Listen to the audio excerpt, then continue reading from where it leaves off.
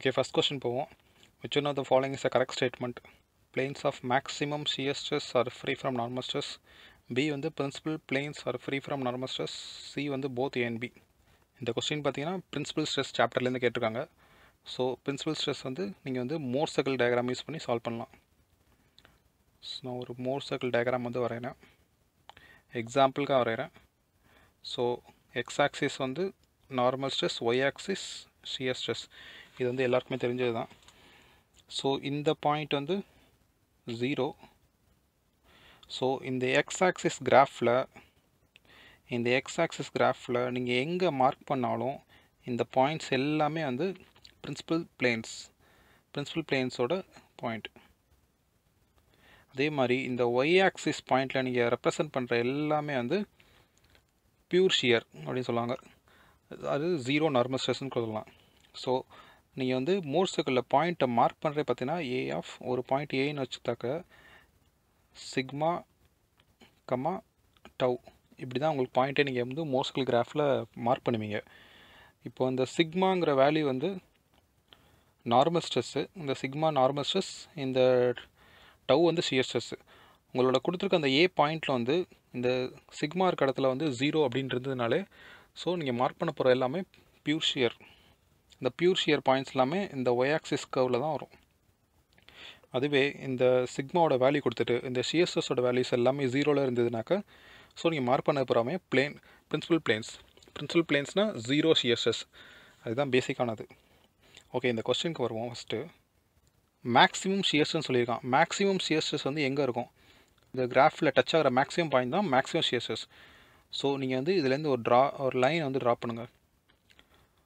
So இந்த point value வந்து 50 அப்படின்னு எக்ஸாம்பிள் எடுத்துக்கிட்டாக்க நீங்கள் இந்த லைனில் எங்கே மார்க் பண்ணாலுமே அதோட ஷியர் ஸ்ட்ரெஸ் நீங்கள் கண்டுபிடிக்கணும்னா நீங்கள் நேராக ஒயில் வந்து ப்ரொஜெக்ட் பண்ணுவீங்க. அந்த ஒயில் நீங்கள் ப்ரொஜெக்ட் பண்ணும்போது உங்களுக்கு வந்து வேல்யூஸ் கிடச்சிரும்.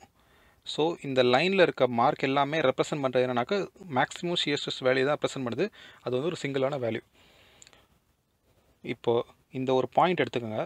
இந்த பாயிண்ட்டை வந்து ஷியர் ஸ்ட்ரெஸ் இருக்குது. அதே சமயத்தில் இந்த பாயிண்ட்டை நீங்கள் கீழே ப்ரொஜெக்ட் பண்ணும்போது அதுக்கு வந்து ஒரு நார்மல் ஸ்ட்ரெஸ்ஸும் அதுக்கு வந்து அக்கர் ஆகுது.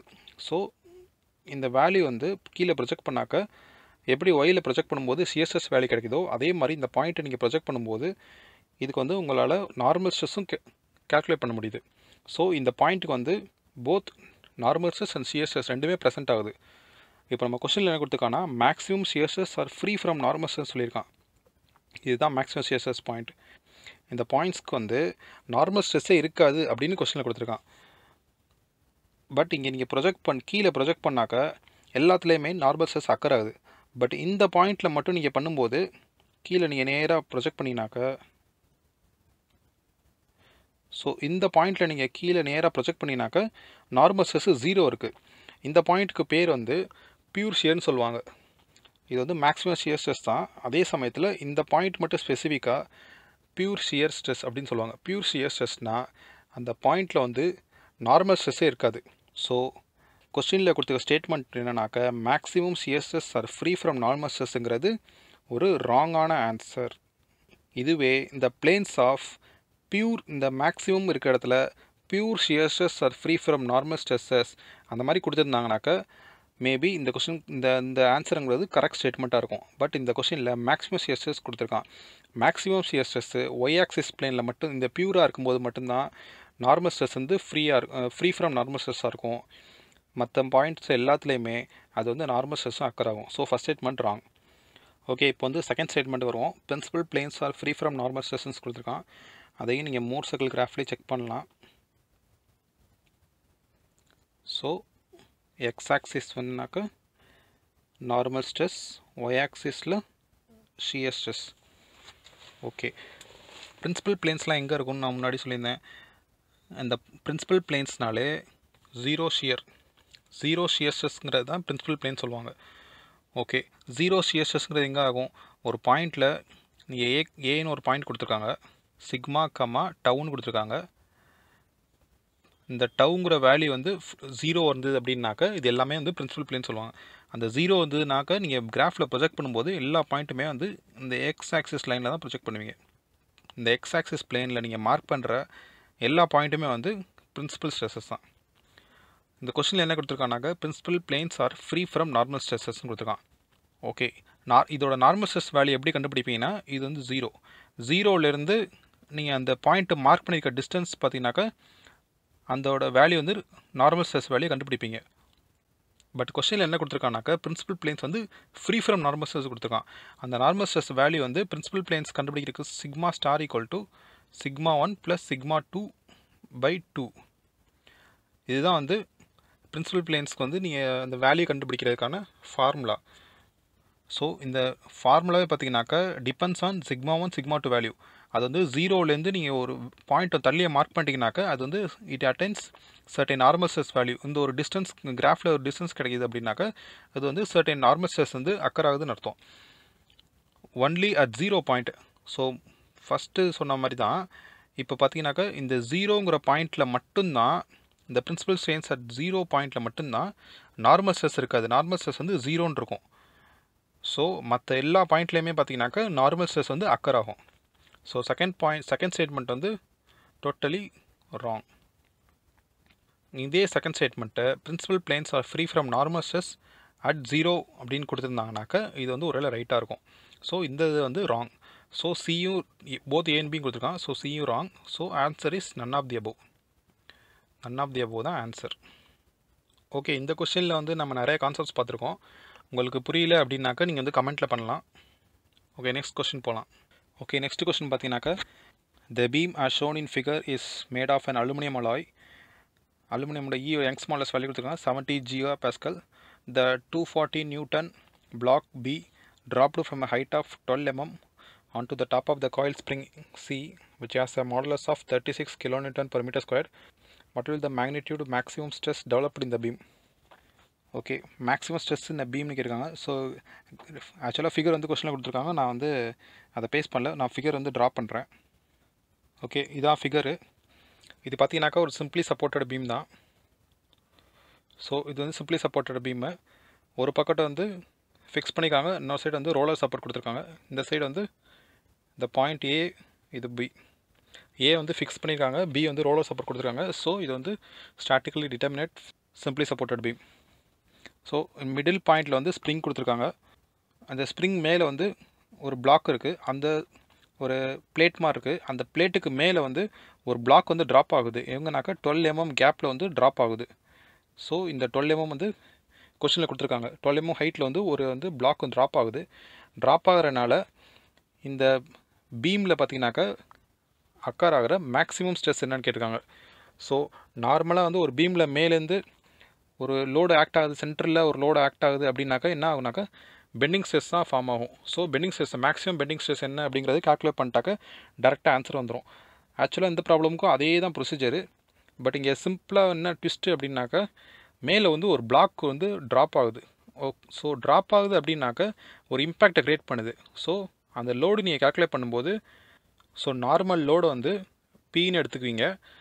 ஆனால் இங்கே வந்து ஒரு பிளாக் வந்து மேலே ட்ராப் ஆகிறனால ஒரு இம்பேக்ட் ஃபோர்ஸ் க்ரியேட் பண்ணுது. ஸோ அந்த ஃபோர்ஸ் என்னங்கிறது ஃபஸ்ட்டு கால்குலேட் பண்ணணும். So P impact. இந்த இம்பேக்ட் ஃபோர்ஸ் வந்து கால்குலேட் பண்ணிட்டு அந்த ஃபோர்ஸ் தான் லோடாக கன்சிடர் பண்ணிட்டு அந்த லோட் மூலமாக நீங்கள் வந்து மேக்ஸிமம் பெண்டிங் ஸ்ட்ரெஸ் வந்து கால்குலேட் பண்ணிங்கனாக்கா உங்களுக்கு அதுதான் வந்து ஆன்சர். ஸோ அதுதான் அந்த கொஸ்டின் வந்து இருக்க ட்விஸ்ட்டு. இது வந்து வெறும் சிம்பிளி சப்போர்ட்டட் பீம் அப்படின்னு கொடுத்து ஒரு நடுவில் ஒரு சென்டரில் மிடில் லோட் கொடுத்துருந்தாங்கனாக்கா டேரெக்டாகவே நீங்கள் வந்து பெண்டிங் மூமெண்ட் கண்டுபிடிச்சிட்டு மேக்ஸிமம் பெண்டிங் ஸ்ட்ரெஸ் வந்து என்னென்னு கண்டுபிடிச்சலாம். M/I ஈக்குவேஷன் வச்சு நீங்கள் கண்டுபிடிச்சிடலாம். ஆனால் இந்த கொஸ்டின் வந்து மேலே ஒரு பிளாக் வந்து ட்ராப் ஆகிறனால அந்த பிளாக்குக்கான இம்பாக்ட் ஃபோர்ஸ் என்ன கிரியேட் பண்ண ஃபோர்ஸ் வந்து நீங்கள் இம்பாக்ட் ஃபோர்ஸை கால்குலேட் பண்ணிட்டு அதுக்கப்புறம் நீங்கள் வந்து பெண்டிங் ஸ்ட்ரெஸ் கண்டுபிடிக்கணும். ஓகே, நான் இப்போ சால்வ் பண்ணுறேன். ஓகே, ஃபஸ்ட்டு வந்து அந்த இம்பாக்ட் ஃபோர்ஸ் என்ன அப்படிங்கிறத பிடிப்போம். இம்பாக்ட் லோடுக்கான ஃபார்மில் வந்து P இம்பாக்ட் ஈக்குவல் டு அந்த லோடு என்ன ஆக்ட் ஆகுதுன்னு W into impact factor. So impact factor equal to 1 plus root of 1 plus 2h by delta static.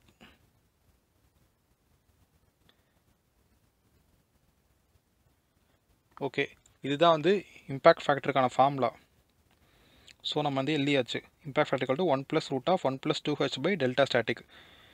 இந்த W அப்படிங்கிறது என்னன்னாக்கா ஸ்டாட்டிக் லோடு தான் நீங்கள் எடுத்துக்கணும் Wங்கிறது. இப்போ இந்த ஈக்குவேஷனில் வந்து நமக்கு வந்து W தெரியும், இம்பேக்ட் ஃபேக்டரில் வந்து H தெரியும். H வந்து கொஸ்டினில் கொடுத்துட்டாங்க 12 mmன்னு. இந்த 12 mm தான் நீங்கள் வந்து Hன்னு எடுத்துக்கணும். இப்போ வந்து டெல்டா ஸ்டாட்டிக் மட்டும் தான் நமக்கு தெரியாது. ஸோ அதை கண்டுபிடிக்க போகிறோம். டெல்டா ஸ்டாட்டிக்ங்கிறது ஒன்றும் இல்லை, டிஃப்ளெக்ஷன். இந்த இடத்துல டிஃப்ளெக்ஷன் ஸ்ப்ரிங் இருக்கனால ஸ்ப்ரிங்கோட டிஃப்ளெக்ஷனும் நார்மல் ஃபோர்ஸ்க்கு என்ன டிஃப்ளெக்ஷன் ஆகும் அப்படிங்கிறது ரெண்டையுமே வந்து ஒரு பீமில் வந்து சிம்பிளி சப்போர்ட்டட் பீமுக்கு என்ன டிஃப்ளெக்ஷனும், அது போக இந்த இடத்துல ஸ்ப்ரிங் ஆக்டர்னால ஸ்ப்ரிங்கோட டிஃப்ளெக்ஷனும் சேர்த்து நீங்கள் கன்சிடர் பண்ணி ஆட் பண்ணி நீங்கள் வேல்யூ எழுத வேண்டியதான். ஸோ அதோட ஃபார்முலாஸ் நான் எழுதுகிறேன். சிம்பிளி சப்போர்ட்டட் பீமுக்கு வந்து டிஃப்ளெக்ஷன் ஃபார்முலா நான் ஃபஸ்ட்டு எழுதுகிறேன். Delta equal to WL³ by 48 EI. இதுதான் வந்து சிம்பிளி சப்போர்ட்டட். அதுவே ஸ்ப்ரிங்குக்கு வந்து என்னன்னாக்கா delta equal to F load by deflection, load by stiffness K, F of spring. Okay, இப்போ இந்த ரெண்டு இதையும் நீங்கள் வந்து ப்ளஸ் பண்ணணும். இந்த ப்ளஸ் பண்ணி வர்ற ஆன்சர் வந்து தான் டெல்டா ஸ்டாட்டிக். இந்த ப்ளஸ் பண்ணி வர ஆன்சர் தான் உங்களுக்கு டெல்டா ஸ்டாட்டிக். இப்போ இந்த இடத்துல வந்து ஃபோர்ஸ் வந்து எஃப்க்கு என்னன்னு கொடுத்துட்டாங்கனாக்கா, ஸோ இந்த இடத்துல வந்து எஃப் ஸ்ப்ரிங் என்ன கொடுத்துருக்காங்கன்னா 240 கொடுத்துருக்காங்க. ஸோ நான் இங்கே மார்க் பண்ணுறேன். இந்த 240 வந்து எஃப்க்கு எடுத்துக்கோங்க. எஃபோட வேல்யூ, கேவோட வேல்யூ வந்து கொடுத்துட்டாங்க கொஷின்லேயே. ஸோ கேவோட வேல்யூ சப்ஸ்டிட் பண்ணிடலாம். இந்த டபிள்யூவோட வேல்யூ வந்து அதே 240 நீங்கள் எடுத்துக்கலாம். எல் வந்து கொடுத்துட்டாங்க கொஷினில். ஸோ இஐ எல்லாமே வந்து தெரிஞ்சு போச்சு. ஸோ ஐ வந்து என்ன பண்ணோம்னாக்கா, இது வந்து ரெக்டாங்குலர் பீம்னு சொல்லியிருக்காங்க. ஸோ ஐக்கு வந்து ஒரு ஃபார்முலா இருக்குது, BH³ by 12. Moment of inertia I equal to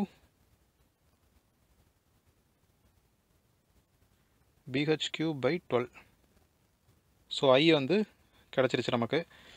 so இதெல்லாம் நீங்கள் சப்ஸ்டிட் பண்ணீங்க அப்படின்னாலே உங்களுக்கு வந்து டெல்டா ஸ்டாட்டிக் வேல்யூ கிடச்சிரும். டெல்டா ஸ்டாட்டிக்லேருந்து உங்களுக்கு வந்து இம்பேக்ட் ஃபேக்டர் வந்து கிடச்சிரும். ஸோ இம்பேக்ட் ஃபேக்டர் கிடச்சிருச்சு அப்படின்னாக்கா அதை எடுத்து நீங்கள் வந்து லோடில் சப்ஸ்டிட் பண்ண போகிறீங்க. சப்ஸ்டிட் பண்ணிங்கனாக்கா நமக்கு வந்து இம்பேக்ட் ஃபோர்ஸ் கிடச்சிரும். ஸோ இம்பேக்ட் ஃபோர்ஸ் கிடச்சிருச்சு அப்படின்னாலே இதுக்கப்புறம் ப்ரொசீஜர் எல்லாம் நார்மலான ஒரு சம்மோட ப்ரொசீஜர் தான். ஸோ அந்த ப்ரொசீஜர் என்னங்கிறத நெக்ஸ்ட்டு பார்க்கலாம். நமக்கு வந்து பெண்டிங் ஸ்ட்ரெஸ் தான் நமக்கு வந்து கிடைக்கும். ஸோ பெண்டிங் ஸ்ட்ரெஸ் என்னங்கிறத கண்டுபிடிக்கணும். ஸோ இப்போ பீம் பார்த்தீங்கன்னாக்கா சிம்பிளி சப்போர்ட்டட் பீம் ஆயிடுச்சு. இதுக்கப்புறம் நார்மல் ப்ரொசீஜர் தான். ஸோ நான் அந்த சிம்பிளி சப்போர்ட்டட் பீமுக்கு வந்து வரைகிறேன்.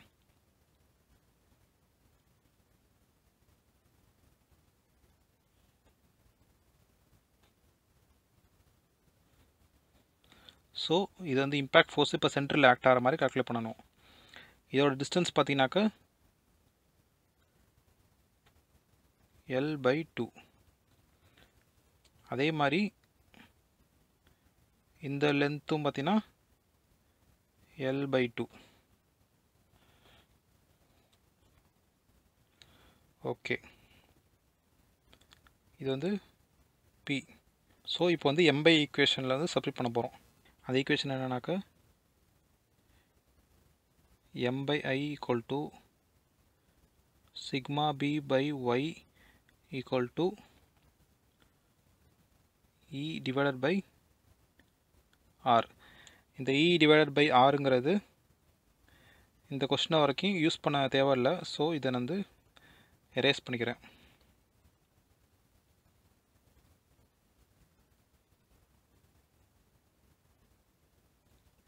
ஸோ I/I அந்த விடையிலன்னு எழுதுவோம். I equal to BH³ divided by 12, Y equal to H/2, sigma B equal to M/I/Y. இந்த ஐயும் ஒய்யும் டிவைட் பண்ணினாக்கா ஒரு ஹச் வந்து இதாகிரும், கேன்சல் ஆகிரும். So M divided by BH² by 6 sigma b. இப்போ வந்து நம்ம வந்து ஈக்குவேஷன் கிடச்சிருச்சு. இந்த எம்ங்கிறது வந்து மேக்ஸிமம் பெண்டிங் மூமெண்ட். ஸோ இப்போ மேக்ஸிமம் பெண்டிங் மூமெண்ட் வந்து இந்த டயக்ராம்லேருந்து நம்ம கண்டுபிடிக்கணும். So maximum bending moment simply supported பீமில் லோடு சென்டர் ஆக்ட் ஆகும்போது சென்டர் பாயிண்டில் தான் நமக்கு வந்து மேக்ஸிமம் பெண்டிங் மூமெண்ட் கிடைக்கும். ஸோ மேக்ஸிமம் பெண்டிங் மூமெண்ட் பார்த்தீங்கன்னாக்கா m equal to p by 2 into l by 2 equal to pl divided by 4. இதுதான் வந்து m max.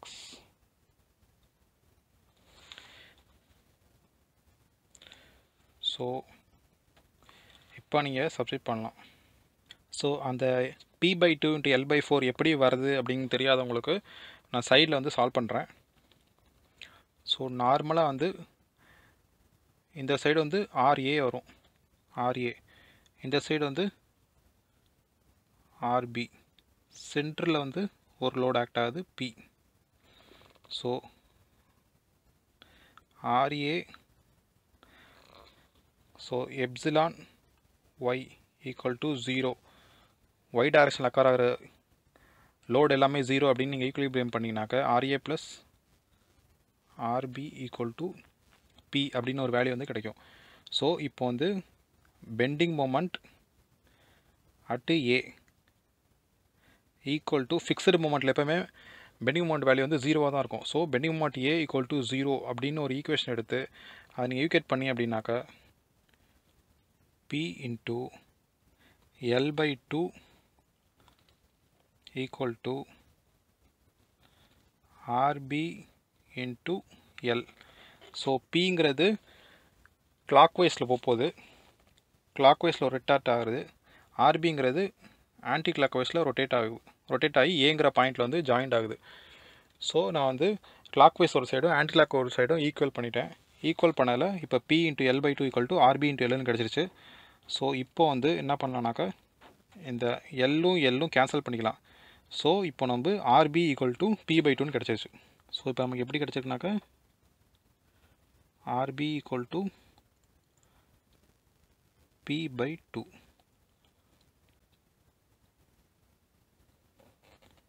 இப்போ இந்த RBயோட வேல்யூ வந்து நேராக எடுத்துகிட்டு போயிட்டு இந்த ஈக்குவேஷனில் சப்ஸ்டிட் பண்ணலாம். RA plus RB equal to Pங்கிற ஈக்குவேஷனை சப்ஸ்டிட் பண்ணும்போது ஆக்சுவலாக இந்த ஈக்குவேஷன்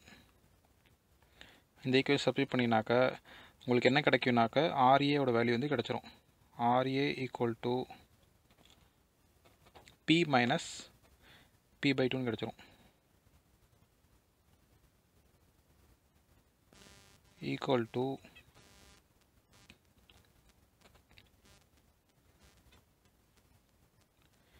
P by 2. ஸோ RAவோட வேல்யூ வந்து P by 2. So RA RB value வந்து தெரிஞ்சு போச்சு. ஸோ இதை வச்சு தான் நான் வந்து இந்த சென்டருக்கு RA வந்து சென்டரில் ஆக்ட் ஆகிற மாதிரி பெண்டிங் மொமெண்ட் ஆக்ட் ஆகிற மாதிரி நான் வந்து ஈக்குவேஷன் வந்து இங்கே எழுதியிருக்கேன். M equal to P by 2 into L by 2ங்கிற ஈக்குவேஷன் அப்படி தான் நான் எழுதியிருக்கேன். நீங்கள் லெஃப்ட் சைடு எடுத்தாலும் ஒரு பீமில் வந்து லெஃப்ட் சைடு நீங்கள் எப்படி எடுத்தாலும் சரி இல்லை இப்படி எடுத்தாலும் சரி ரெண்டு சைடுமே P by 2 தான் வருது. P by 2 இன்ட்டு இந்த டிஸ்டன்ஸ் வந்து L by 2. அந்த L by 2 தான் அந்த M max மொமெண்ட் மேக்ஸிமம் எடுத்திருக்கேன். ஸோ மொமெண்ட் மேக்ஸிமம் கிடச்சிருச்சுனாலே நீங்கள் வந்து இதை எடுத்துகிட்டு போய் நீங்கள் சப்ஸ்டிட் பண்ணலாம். சப்ஸ்டிட் பண்ணால் Bயோட வேல்யூ நமக்கு தெரியும், Hோட வேல்யூ கொஸ்டினில் கொடுத்துருக்காங்க. ஸோ எல்லாத்தையும் நீங்கள் சப்ஸ்டிட் பண்ணிட்டீங்க அப்படின்னாக்கா பெண்டிங் ஸ்ட்ரெஸோட வேல்யூ வந்து கிடச்சிரும். ஸோ பெண்டிங் ஸ்ட்ரெஸ் வேல்யூ அந்த ஆன்சர் வந்து நான் எழுதுகிறேன், நீங்கள் வந்து செக் பண்ணி பார்த்துக்கலாம்.